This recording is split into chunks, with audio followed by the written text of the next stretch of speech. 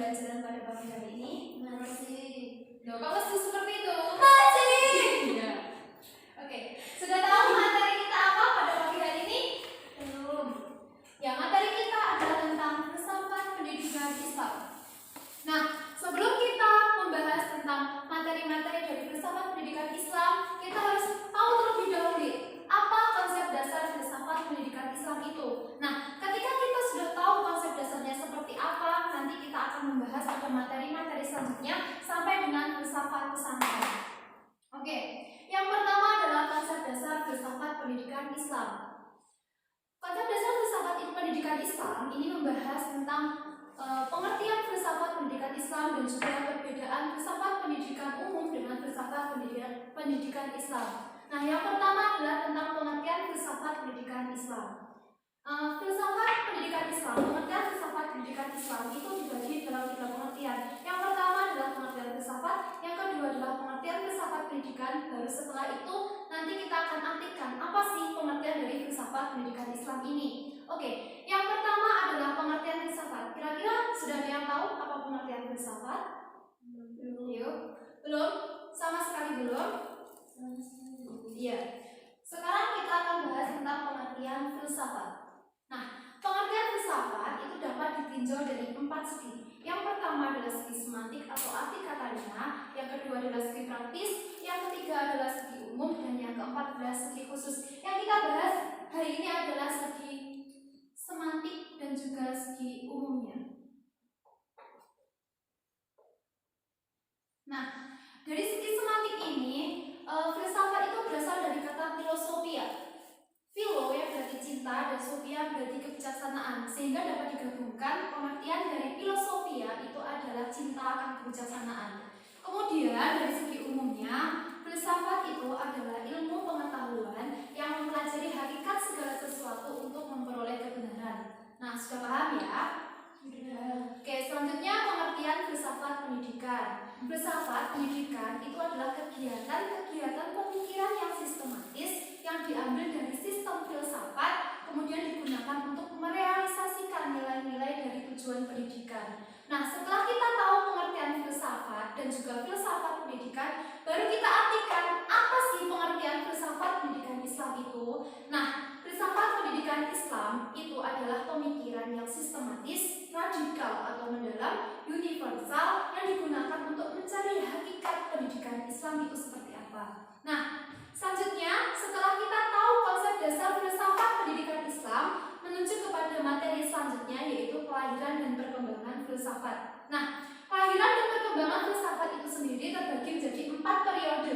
Yang pertama adalah periode Yunani klasik, yang kedua adalah periode pertengahan, yang ketiga adalah periode modern, dan yang keempat adalah postmodern. Nah, yang pertama adalah periode Yunani atau Yunani klasik, yang mana Yunani klasik ini sendiri dibagi menjadi 2 masa. Yang pertama adalah masa Prasokrates dan yang kedua adalah masa Sokrates. Pada masa Prasokrates, pemikiran itu bercorak kosmosentris. Apa sih pengertian kosmosentris itu? Kosmosentris itu adalah suatu upaya memperoleh pengetahuan dengan menjadikan kosmos alam sebagai objek pengetahuan. Kemudian pada masa Sokrates itu corak pemikiran sudah berubah. Corak pemikiran pada masa Sokrates itu adalah antroposentris. Kalau kosmosentris tadi adalah alam, kalau antroposentris itu adalah manusia, sehingga objek pemikirannya pada masa Sokrates ini adalah manusia. Kemudian pada abad pertengahan corak pemikiran itu juga sudah berubah dari antroposentris dan kosmosentris berubah menjadi teosentris. Teosentris itu apa sih? Teosentris itu adalah suatu upaya memperoleh pengetahuan dengan cara menjadikan Teo itu artinya Tuhan sebagai objek pengetahuan. Nah, pada masa abad pertengahan ini terjadi dogmatika gereja, sehingga pada masa ini terjadi kejumutan dalam ilmu pengetahuan karena gereja itu memegang otonomi, sehingga para filsuf itu tidak bisa mengembangkan ilmu pendidikan atau terjadi ilmu pengetahuan, sehingga terjadi kejumutan atau stagnasi. Kemudian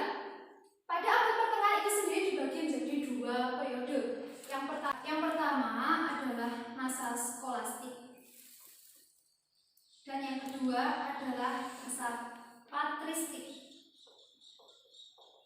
Kebaliknya ini, yang pertama itu masa patristik dan yang kedua adalah skolastik. Pada masa patristik, pater itu artinya ayah, sehingga filsafat pada masa patristik ini diambil dari bapak gereja atau disebut juga sebagai pastor. Kemudian pada masa kedua yaitu pada masa skolastik, skolastik ini sendiri juga dibagi menjadi dua, barat dan timur.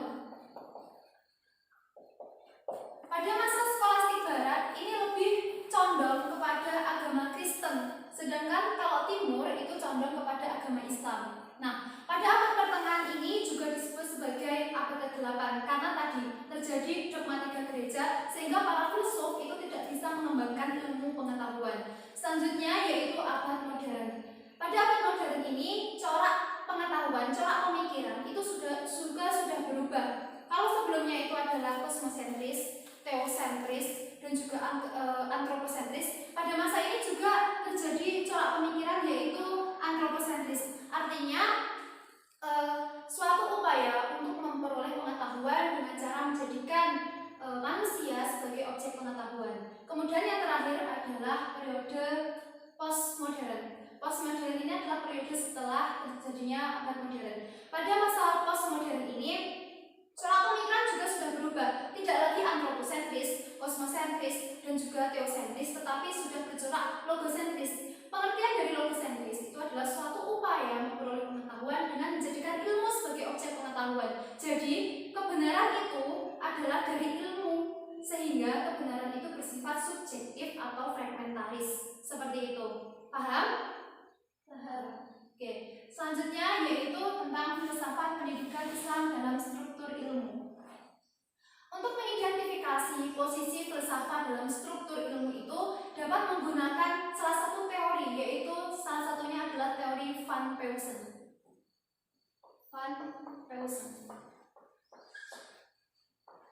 Dalam teori Van Peusen ini disebutkan bahwasannya filsafat itu adalah induk dari pengetahuan atau disebut juga sebagai mother of science, sehingga segala ilmu yang ada di dunia ini itu sumbernya dari filsafat. Nah, dari sini dapat dibuat struktur ilmu seperti ini. Bentar.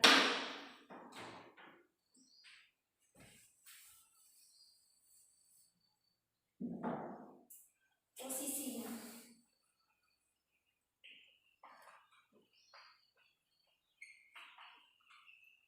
Hierarki.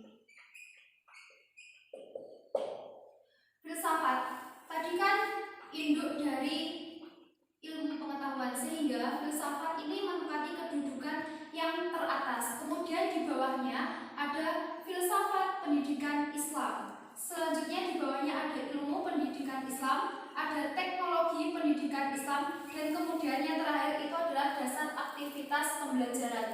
Nah, ini adalah filsafat pendidikan yang umum.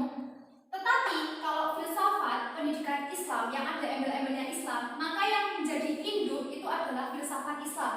Kemudian, mohon maaf, ini tadi adalah filsafat pendidikan, ini ilmu pendidikan. Nah, kalau yang ada embel-embelnya Islam di belakangnya, ini adalah dari induk filsafat Islam. Sehingga kajian-kajian dalam Islam itu berasal dari filsafat Islam. Nah, ruang lingkup dari filsafat Islam, filsafat pendidikan Islam ini ada 3: ontologi, epistemologi, sama aksiologi. Nah, ontologi itu apa? Ontologi itu adalah cabang filsafat yang membahas tentang keberadaan.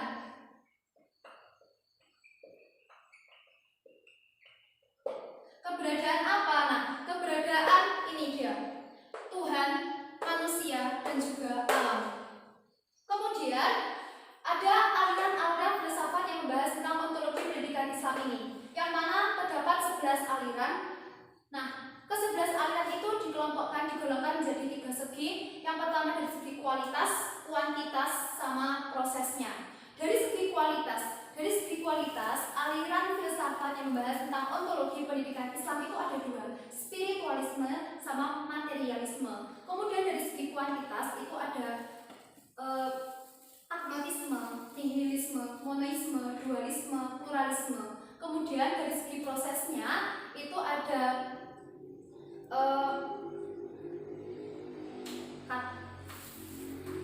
Nah, dari segi proses yang terakhir itu ada 4. Yang pertama adalah organisme, yang kedua adalah mekanisme, yang ketiga adalah teleologi, dan yang keempat adalah organisme. Nah, itu adalah ke-11 aliran yang membahas tentang ontologi pendidikan Islam.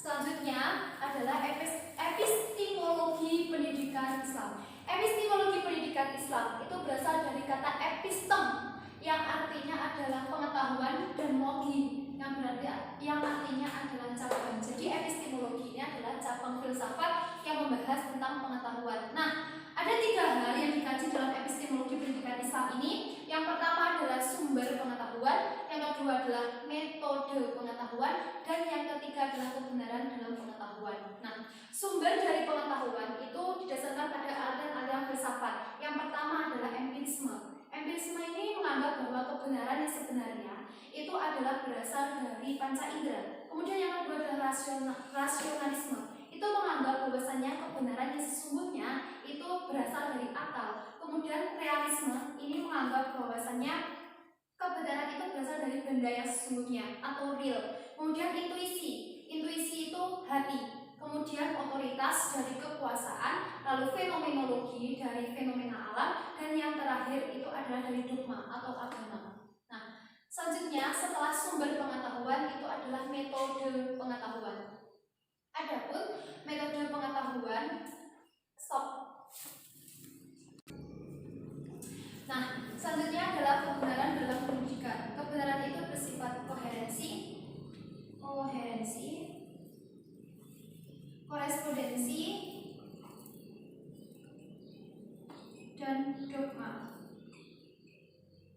Ini adalah sumber kebenaran dari ilmu pengetahuan. Kemudian selanjutnya adalah aksiologi pendidikan Islam.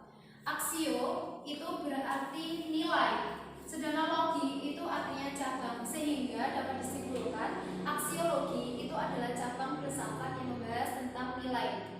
Nah, dalam aksiologi pendidikan Islam ini dijelaskan nilai-nilai apa yang diajarkan dalam pendidikan Islam serta fungsinya itu bagaimana, sehingga nantinya ketika direalisasikan dalam pembelajaran itu dapat tercapai, dapat dilakukan oleh peserta didiknya.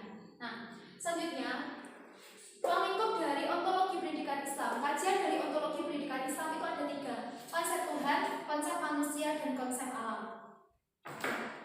Tuhan, saya akan hubungkan antara konsep Tuhan dengan konsep manusia dalam pendidikan Islam.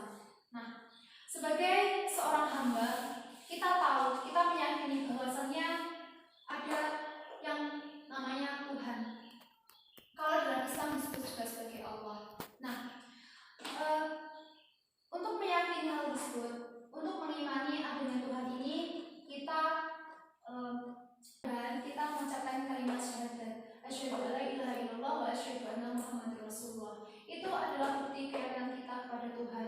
Kemudian untuk bukti-bukti bahwa Tuhan atau Allah itu benar ada, itu dapat kita lihat dari alam semesta ini, alam jagat raya ini, bahwasannya ada bukti ciptaan-ciptaannya. Berarti kalau ada ciptaannya, hasil ciptaan, berarti juga ada penciptanya. Nah, tidak lain penciptanya adalah Tuhan itu sendiri. Kemudian konsep manusia dalam pendidikan Islam. Manusia itu adalah makhluk rasional dan spiritual. Artinya apa? Bahwasanya manusia itu memiliki kebebasan dalam berpikir, dan juga manusia itu membutuhkan agama sebagai pedoman hidup. Konsep manusia, pendidikan Islam berbasis manusia itu adalah pendidikan Islam sebagai suatu strategi memberdayakan potensi yang ada di masyarakat untuk dikembangkan, untuk direalisasikan dalam pendidikan Islam. Nah, konsep manusia, upaya-upaya dalam menciptakan ilmu pendidikan berbasis masyarakat, yang pertama adalah memberikan wawasan kepada masyarakat sesuai dengan Al-Quran dan Al-Hadis. Yang kedua adalah memberikan wawasan kepada masyarakat contoh dan praktek dari ayat-ayat Al-Quran atau Al-Hadis tentang kemanusiaan, misal hadis tentang tolong-menolong, beserta penerapannya itu seperti apa. Selanjutnya adalah konsep alam dalam pendidikan Islam. Konsep alam dalam pendidikan Islam ini dikaji dalam 3 hal. Yang pertama adalah berdasarkan ilmu pengetahuan. berdasarkan agama.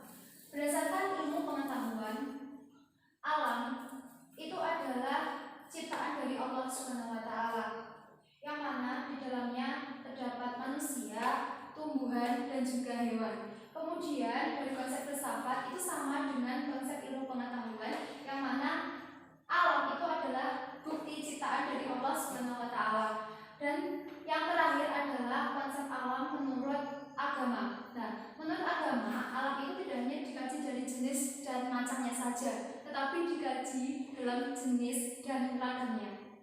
Nah, dari segi ragam dan jenisnya, alam itu adalah suatu ciptaan dari Allah Subhanahu wa taala, yang mana dibuktikan dengan adanya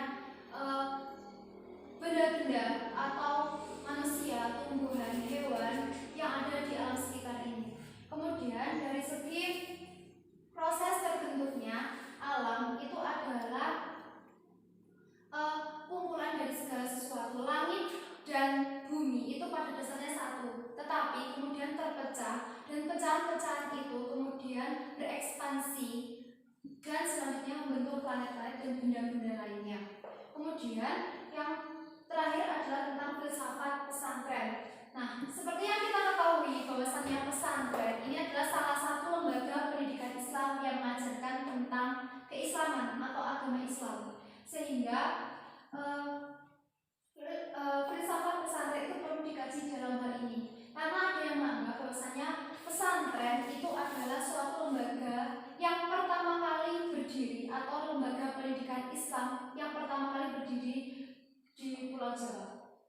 Kemudian pengertian pesantren itu seperti apa? Nah, ada yang menyebutkan pesantren itu juga dengan sebutan pondok. Nah, dari situ dapat disimpulkan bahwasanya pesantren itu adalah tempat tinggal para santri untuk menimba ilmu pengetahuan, terutama adalah ilmu keagamaan. Nah, elemen-elemen dari pesantren ini ada 5. Yang pertama adalah ustadz, yang kedua adalah masjid, yang ketiga adalah kitab-kitab kuning atau kitab-kitab klasik, yang keempat adalah santri, dan yang kelima adalah pondok.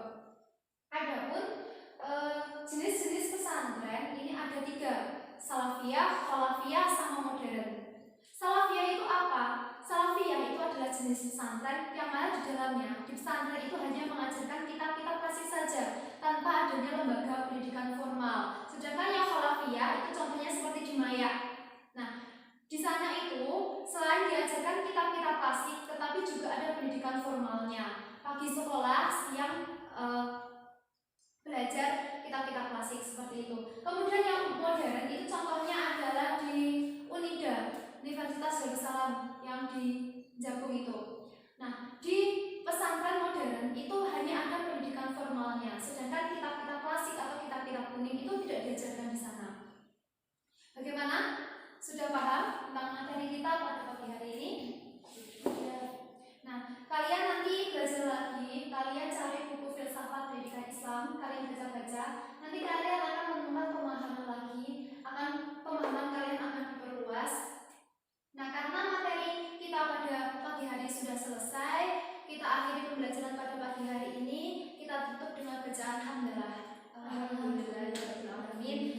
Selalu semangat dalam belajar, jangan jadikan virus corona sebagai ajang untuk melemahkan diri, tetapi jadikan pelajaran dan juga selalu bersyukur atas nikmat Allah Subhanahu wa taala. Jangan lupa selalu belajar, beribadah, dan berikhtiar atas segala apa yang kalian upayakan, usahakan, dan semoga apa yang kita pelajari pada pagi hari ini dapat dipahami sehingga nantinya ketika kita akan ditanyai oleh masyarakat ataupun ada tes dan lain sebagainya, kita sudah tahu tentang pembelajaran kita pada pagi hari ini. Terima kasih, cukup sekian. Assalamualaikum warahmatullahi wabarakatuh. Waalaikumsalam warahmatullahi wabarakatuh. Assalamualaikum warahmatullahi wabarakatuh. Saya akan berkomentar mengenai pembelajaran pada pagi hari ini. Menurut saya, bagaimana cara mengajar, bagaimana dia menyampaikan itu sangat jelas sekali, dan ya bagaimanapun itu kami selaku siswa atau yang menerima ilmu itu tadi bisa menyerap ilmu itu tanpa ada yang dibingungkan. Terima kasih.